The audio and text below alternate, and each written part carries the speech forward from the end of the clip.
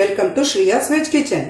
இன்னைக்கு நம்ம பார்க்க போற ரெசிபி என்னன்னா, இப்ப கார்த்திகை தீபம் வருது இல்லையா, திருக்கார்த்திகை திருநாள். அதுக்கு நம்ம வந்து பொரி உருண்டை பண்றது தான் இப்ப இந்த வீடியோல பார்க்க போறோம். இதுக்கு வந்து நெல் பொரி ஒரு பேக்கெட் வாங்கினேன். அது வந்து நம்ம ஒரு பாத்திரத்தால அளந்துக்கணும். ஸோ இந்த பாத்திரத்தால அளந்துட்டேன்.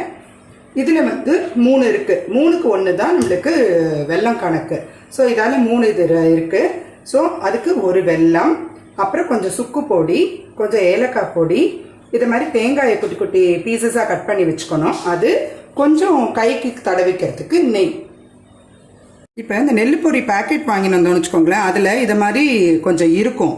அதெல்லாம் நம்ம என்ன பண்ணோம்னா இப்படி எடுத்துடணும். இந்த நெல் இது அது நெல்லோட தோல் ஒட்டின்னு இருக்கும். அதெல்லாம் எடுத்து நான் இது எல்லாமே உங்களுக்கு க்ளீன் பண்ணி வச்சுருக்கேன். பட் எப்படி இருக்குங்கிறத காமிக்கிறதுக்காக ஒரு 4-5 இப்படி எடுத்து வச்சுருக்கேன். ஸோ இப்படி எடுத்தேன்னா வந்துடும். அது அப்படியே போட்டால் தொண்டையில் மாட்டிக்கும். ஸோ அதை ஃபுல்லாக நல்லா க்ளீன் பண்ணிட்டு தான் பண்ணணும். இது க்ளீன் பண்ணி வச்சுருக்கேன்.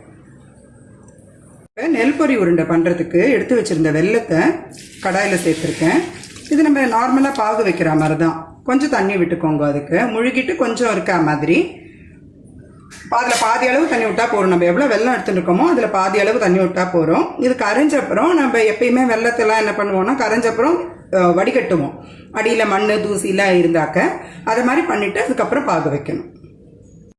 இப்போது இந்த வெள்ளத்தில் இருந்த வெல்லம் நல்லா கரைஞ்செடுத்து அதை வடிகட்டிட்டு திருப்பி அதிலே விட்டுருக்கேன். அடியில் கொஞ்சம் மண் கிண்ணெல்லாம் இருந்தாக்க மண் தூசிலாம் இருக்கும். அதை வடிகட்டிட்டு திருப்பி அதே பாத்திரத்தில் விட்டு கொதிக்க விட்டுருக்கேன். இப்போ நல்லா கொதிச்சுன்னு இருக்கு. இது பதம் வரைச்சே காமிக்கிறேன். நல்லா உருட்டு பதம் வரணும். அது வரும்போது நான் உங்களுக்கு காமிக்கிறேன். திருப்பி 2-3 ஸ்டேஜ் காமிக்கிறேன். இப்போ பாருங்க, நல்லா கொதிக்கிறது. பட் நம்மளுக்கு பாகு பதம் வந்துருத்தான்னு தெரிஞ்சுக்கிறதுக்காக உங்களுக்கு 2-3 ஸ்டெப்பு சொல்லித்தரேன். இந்த மாதிரி ஒரு இதில் பவுலில் தண்ணி வச்சுட்டு விட்டு பாருங்க. ஆனால் இது ஓடுறது, இப்போ இது மாதிரி கரைஞ்சி போய்டுறது. ஸோ இன்னும் வரல. அப்புறம் நல்லா நீங்கள் வெல்லம் வாங்கும்போது கடையில் கேட்டு வாங்கிக்கோங்க, பாகு வெல்லமாக வேணும்னு சொல்லிட்டு. அப்போ தான் நல்லா பாகு வரும். இன்னும் கொஞ்சம் நேரம் கொதிக்கட்டும். அந்த பதம் காமிச்சப்பறம் ஒரு 2-3 மினிட்ஸ் கொதிச்செடுத்து இப்போ எப்படி வந்திருக்குன்னு பார்ப்போம். ஓகே, இப்போ ஓடாமல் இருக்குது. ஆனால் இதுக்கு பேர் தக்காளி பதம். இதுக்கும் அடுத்த ஸ்டேஜ் நம்மளுக்கு வரணும். இன்னும் கொஞ்சம் நேரம் கொதிக்கட்டும்.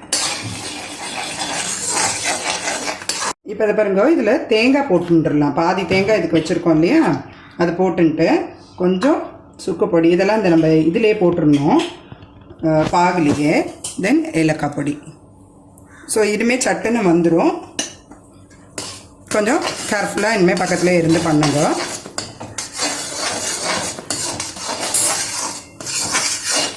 ஆக்சுவலி இந்த கார்த்திகை மாதத்தில் நம்ம 3 நாளைக்கு இது கொண்டாடுவோம். பரணி தீபம், திருவண்ணாமலை தீபம், சர்வாலய தீபம்னு சொல்லிட்டு 3 நாளைக்கு வாசலில் விளக்கு ஏற்றுவோம் நிறையா.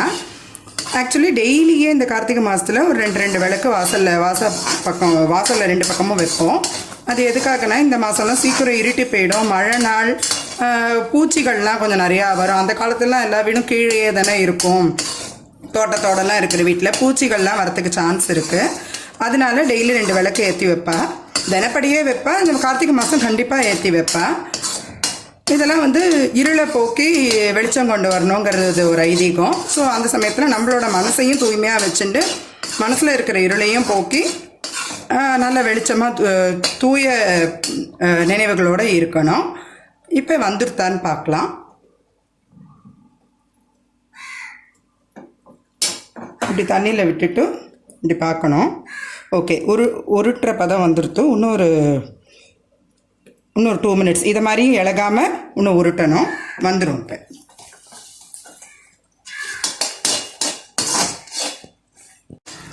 இப்போ நல்லா வந்துட்டு மோஸ்ட்லி இந்த வாசனையும் உங்களுக்கு டிஃப்ரென்ஸ் தெரியும். இந்த பாகு கொதிக்கிறது டிஃப்ரென்ஸ் தெரியும். இந்த மாதிரி தண்ணியில் விட்டுட்டு, தண்ணியில் விடுறதுனால ஆறிடும், பயப்பட வேண்டாம். கை சுடுமேன்னு இதை பாருங்க.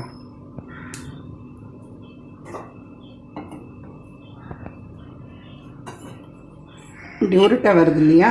இப்போ வந்து ஒரு இதில் தட்டில் அடித்து பார்க்கணும். இந்த மாதிரி சவுண்டு இன்னும் கொஞ்சம் வரணும். இன்னும் டங்குன்னு சவுண்டு வரணும். இதை திருப்பி இதிலே போடலாம், அதனால் ஒன்றும் ஆகாது. அந்த பாகு போட்டுட்டு இன்னொரு ஒரு 1 to 2 minutes பாகு கொதிக்க வேண்டியிருக்கும்.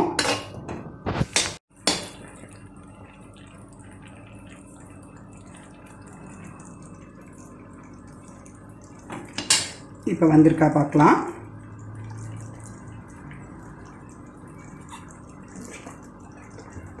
வந்திருக்கு. இப்போ தட்டில் வந்து அடித்து பார்ப்போம். இந்த சவுண்டு கேட்குறது ஆஃப் பண்ணிடலாம். இப்போ இறக்கி வச்சுட்டு இதில் இந்த பொரியை நம்ம போட்டு மிக்ஸ் பண்ணிக்கலாம்.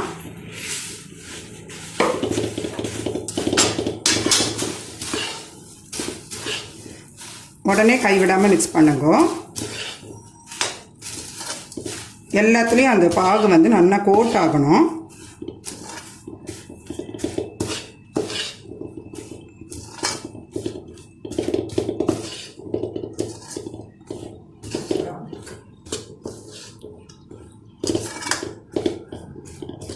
கரெக்டாக இருக்கா?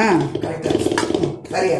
ஓகே, அவ்வளோதான். இது கொஞ்சம் ஒரு நிமிஷம் கழித்து நம்ம ரொம்ப சூடு ஆற விடக்கூடாது. கையில் வந்து கொஞ்சம் நெய் தடவிண்டு கொஞ்சம் சூடு பொறுத்துக்கணும் தான். இல்லைனா கொஞ்சம் அரிசி மாவு கூட சில பேர் போட்டுப்பா, சூடு தெரியாமல் இருக்க. நெய் தடவி பிடிச்சா ஆனால் பளபளன்னு இருக்கும், மேலே நல்லா ஷைனிங்காக இருக்கும். ஒரு மாதிரி பாத்திரத்தில் தாம்பாளத்தில் இதில் வேணால் மாற்றிக்கலாம். மாற்றின்ட்டு இந்த மாதிரி கையில் நெய் தடவின்ட்டு ஃபஸ்ட்டு நம்ம பருப்பு தேங்காய் பிடிக்கணும்னு சொல்லுவாள். அது இப்படி கூம்பு மாதிரி சும்மா கையாலேயே, இதெல்லாம் வேண்டாம், கூடெல்லாம் வேணுங்கிறது இல்லை. கொஞ்சம் கை சுடும், கொஞ்சம் விட்டு விட்டு பிடிங்கோ. அப்புறம் திருப்பி இது டைட் பண்ணிக்கலாம். ஓரளவு பிடிச்சி வச்சுட்டு திருப்பி கொஞ்சம் ஆறினவுடனே டைட் பண்ணிக்கலாம்.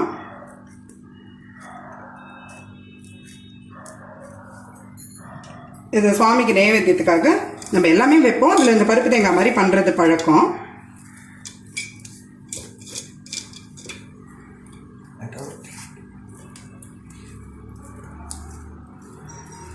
அது மாதிரி அப்புறம் உருண்டை இல்லாமல் ஓரளவு உருட்டி போட்டு வச்சுட்டுலாம்.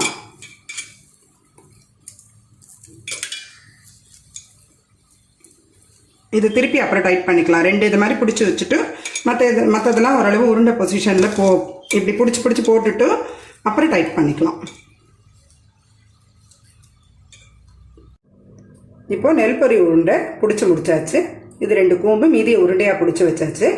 அடுத்தது நம்ம அவல் பொரி எப்படி பண்ணுறதுன்னு பார்க்கலாம்.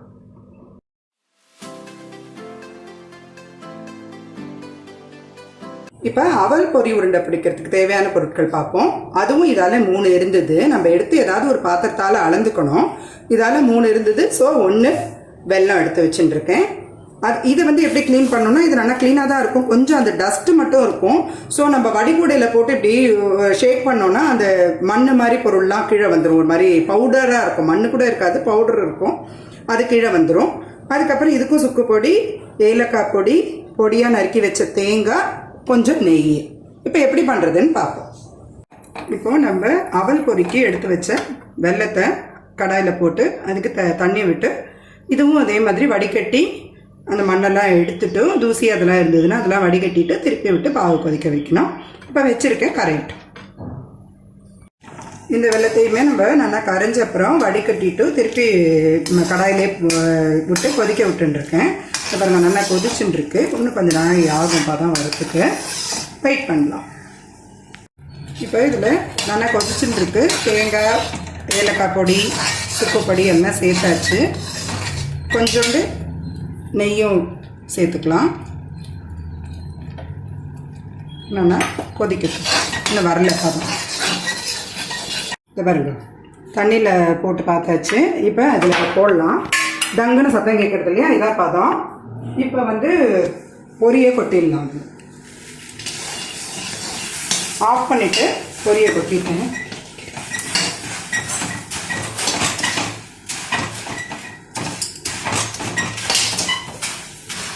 அந்த நெல் பொரி ஆன மாதிரியே இது நல்லா எண்ணெய் கோட் ஆகட்டும். கோட் ஆனதும் இன்னொரு பேசனில் நம்ம ஒரு கொஞ்சம் அகலமான இதில் எடுத்து போட்டுட்டு அப்புறம் பிடிக்கணும்.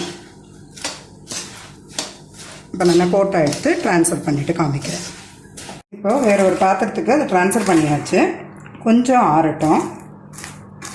மிக்ஸ் பண்ணி விட்டுக்கலாம்.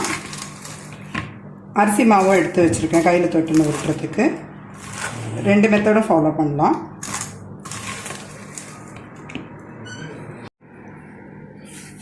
இந்த அரிசி மாவு கொஞ்சம் நெய் கையில் தடவிண்டு இப்படி எடுத்து ஓரளவு இப்படி சும்மா நம்ம ரஃப்பாக பிடிச்சா போகிறோம். ஃபஸ்ட்டு ரஃப்பாக இப்படியே எடுத்து போட்டுன்ட்டு அதுக்கப்புறம் உருட்டிக்கலாம்.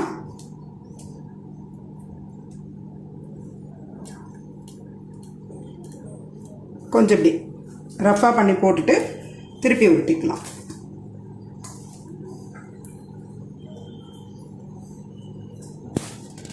ரஃப்பாக எடுத்து பிடிச்சி போட்டோம் இல்லையா, அதெல்லாம் இப்போ கொஞ்சம் ஆறினவுடனே டைட் பண்ணிடலாம்.